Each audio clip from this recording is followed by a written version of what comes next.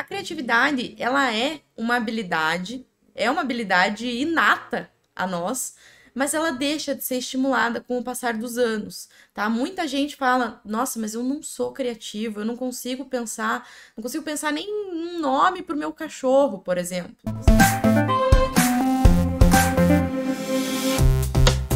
Olá, meu nome é Daniele Farinhas, eu sou advogada, especialista em negociação, palestrante e professora universitária. Quem me conhece sabe que eu dou alguns cursos presenciais de negociação e finalmente eu resolvi criar coragem e começar a gravar alguns vídeos online que possam atingir aí o maior número de pessoas possível e ajudar os advogados que trabalham com negociação a dobrar o seu número de acordos. Então, se vocês gostarem desse vídeo, por favor, se inscrevam no canal, deixem seu like, compartilhem com seus colegas, com seus amigos. É preciso ser criativo nas negociações. O que eu quero dizer com isso? É importante criar várias opções e soluções vantajosas para ambas as partes. Quando a gente falou ali em separar a pessoa do problema e atuar como parceiros para estimular a criatividade um do outro, é porque quando a gente cultiva criatividade, a gente se torna resolvedores de problema melhor. A criatividade, ela é uma habilidade inata a nós, mas ela deixa de ser estimulada com o passar dos anos, tá? Muita gente fala, nossa, mas eu não sou criativo, eu não consigo pensar nem um nome pro meu cachorro, por exemplo. Vocês são criativos. Nós somos criativos. Eu pensava isso também. Eu sempre pensei isso, tenho dificuldade de criar nomes. Isso até foi um ponto que foi difícil para mim quando eu comecei, né, quando eu pensei em começar a gravar esses vídeos, a questão da criatividade. Mas a gente precisa estimular a criatividade.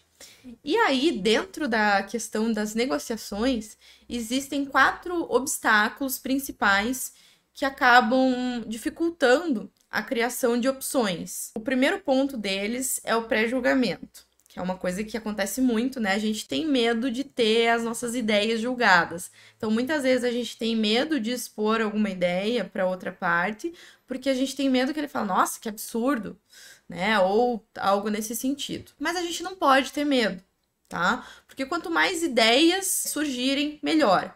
E é importante você ter várias ideias e anotá-las para daí selecionar dentro dessas ideias aquelas que são as melhores possíveis. Outro ponto, né, outro obstáculo que acaba dificultando a criação de opções é buscar uma resposta única.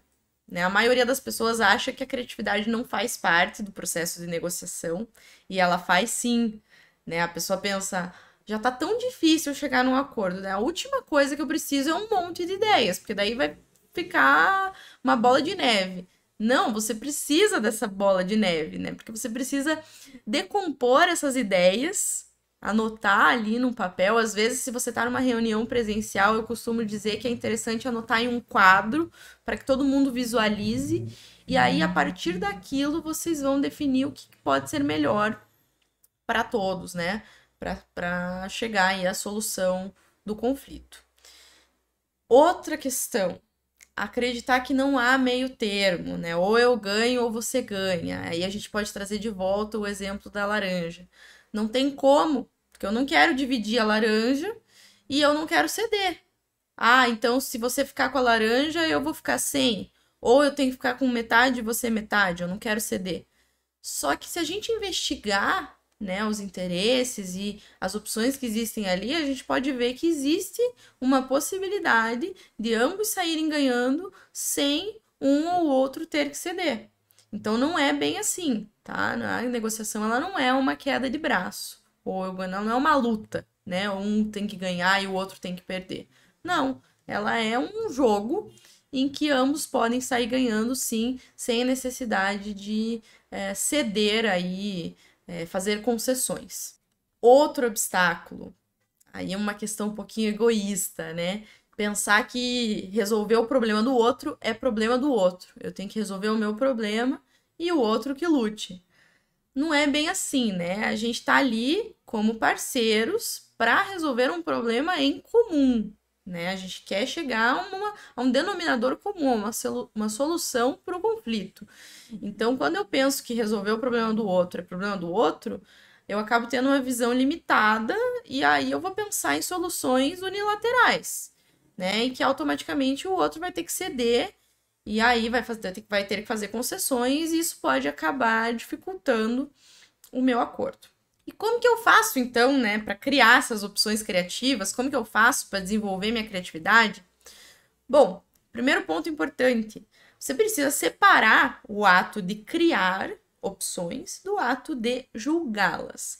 Então, quando eu estou criando opções, quando eu estou escrevendo lá no quadro ou no meu caderno, eu não vou pensar se ela é boa, se ela é ruim, se ela é exequível, se ela não é. Não, não pensa nisso no primeiro momento. O primeiro momento é o momento de criar. Vocês já ouviram falar em brainstorming? Brainstorming é um conceito que vem aí da administração, né, até do marketing. Significa tempestade de ideias, né? Uma sessão de brainstorming, quando a gente faz, a gente diz que o objetivo é produzir o máximo de ideias possível para resolver determinado problema. E quando a gente fala em sessão de brainstorming, a regra fundamental é deixar de lado qualquer crítica, qualquer julgamento ou qualquer avaliação das ideias. Porque normalmente você está em uma reunião conjunta com outras pessoas e a pessoa pode falar uma ideia que você acha absurda, mas você não vai dizer isso. Porque a ideia é justamente colocar no papel o máximo de ideias possíveis que as pessoas tiverem ali, para a partir disso organizar e criar uma possível solução. E aí você pode até fazer isso com o teu interlocutor, né? Se você tiver essa liberdade, essa opção, ou mesmo sozinho. Mas assim, quando a gente se sente livre, né, para expor as nossas ideias, a gente consegue gerar soluções mais construtivas. Outra questão legal, né, para criar opções criativas. Buscar acordos vantajosos para ambas as partes. E como que eu vou fazer isso? Vou procurar interesses em comum e vou procurar interesses diferentes, mas que sejam conciliáveis. No caso da laranja ali, os interesses eram diferentes, né? Fazer um bolo e fazer um suco, mas eles foram conciliáveis. E outra questão também importante é a gente precisa procurar facilitar a decisão da outra parte. Então, quando a gente já vem com uma proposta pronta, por exemplo, é muito mais fácil da outra parte dizer se ela aceita ou não, do que eu chegar para vocês e dizer, por exemplo, eu quero fazer um acordo nesse processo, qual que é a tua proposta?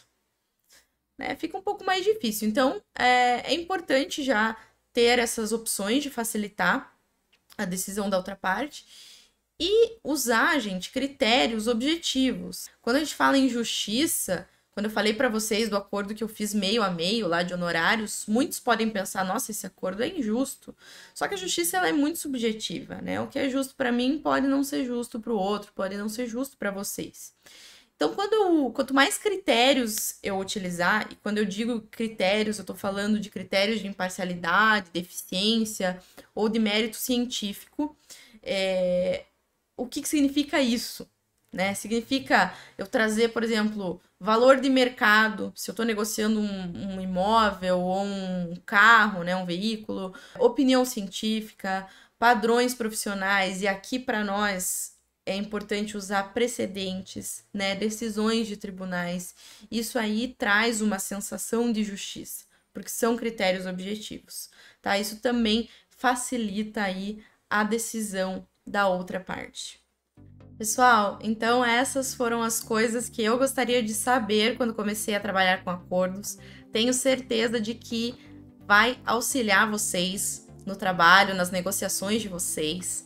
Se gostaram do vídeo, por favor, deixem seu like, se inscrevam no canal, compartilhem com seus amigos, com seus colegas, para me ajudar o canal a crescer. Eu pretendo publicar muito mais vídeos. Também deixo aqui minhas redes sociais aqui embaixo para que vocês sigam, lá também vai ter conteúdo. Quero que vocês deixem também suas sugestões, quais são as suas dificuldades, suas maiores dificuldades, para nós trabalharmos aí temas e estratégias e seguirmos juntos para dobrar o número de acordos de vocês. Até a próxima!